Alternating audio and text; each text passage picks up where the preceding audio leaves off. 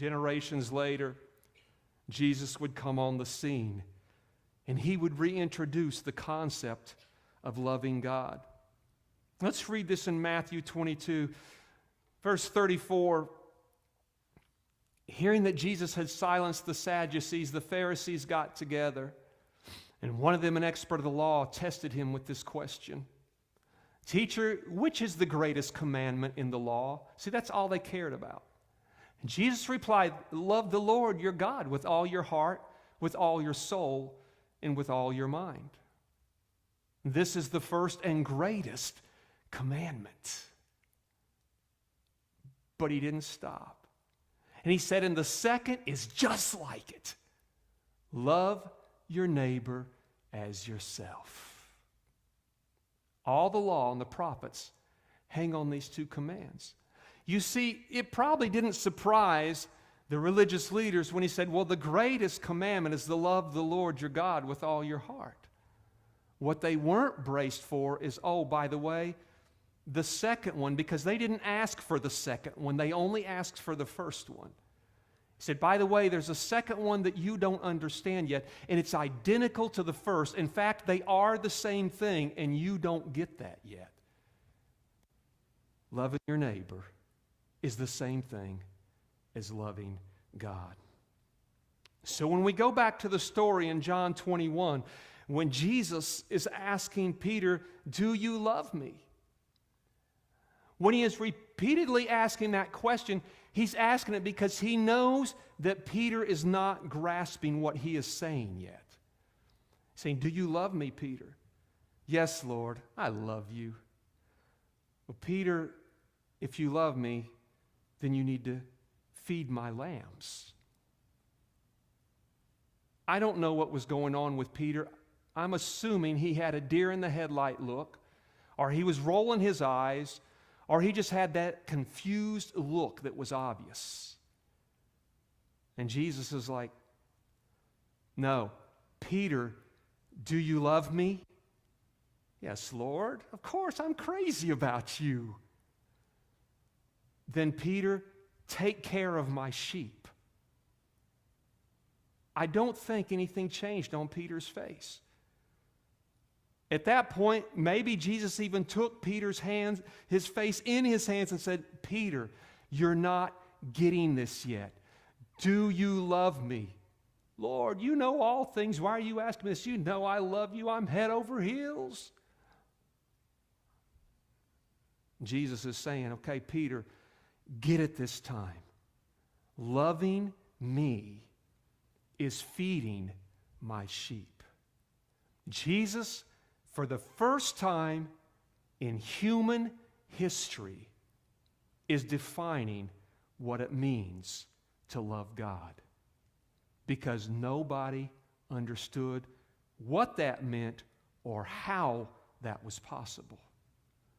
You and I both have been through seasons, and maybe some of you right now, where you battle condemnation and guilt and worthlessness because when everyone says, how many loves Jesus? And you raise your hands and you walk out going, I know what it means to love. I love my husband, my wife, my kids. I love my car. I love my house.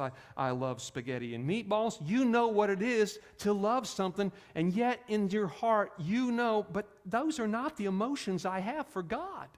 Most of what I do for God, I do out of fear, respect, disciplining my flesh. And you've beat yourself up because you don't know how to emotionally love this God that you've never seen any better than the Moses generation did.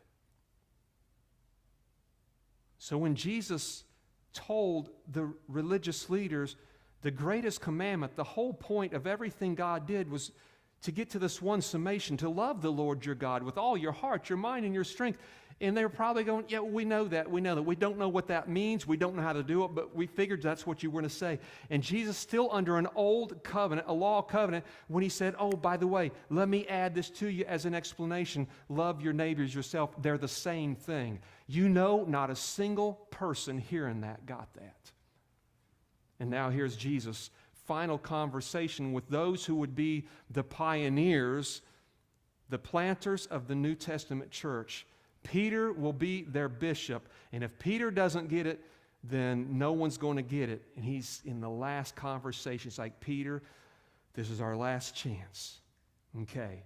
The point to the whole thing, why God stepped out and created the earth, why He created all you people, why He's brought you this far in the journey, why He's going to keep taking you down this journey, is to bring you to a place where you can love Him because He loves you. And God wants eternity not by Himself any longer, but with a love mate, a bride, children. Use any analogy that can be used where you can understand it.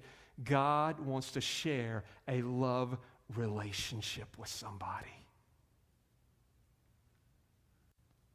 Hebrews 6, verse 10.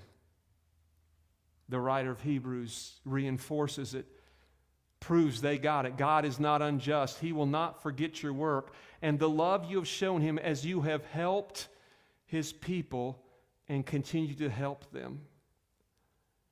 We want each of you to show the same diligence to the very end in order to make your hope sure.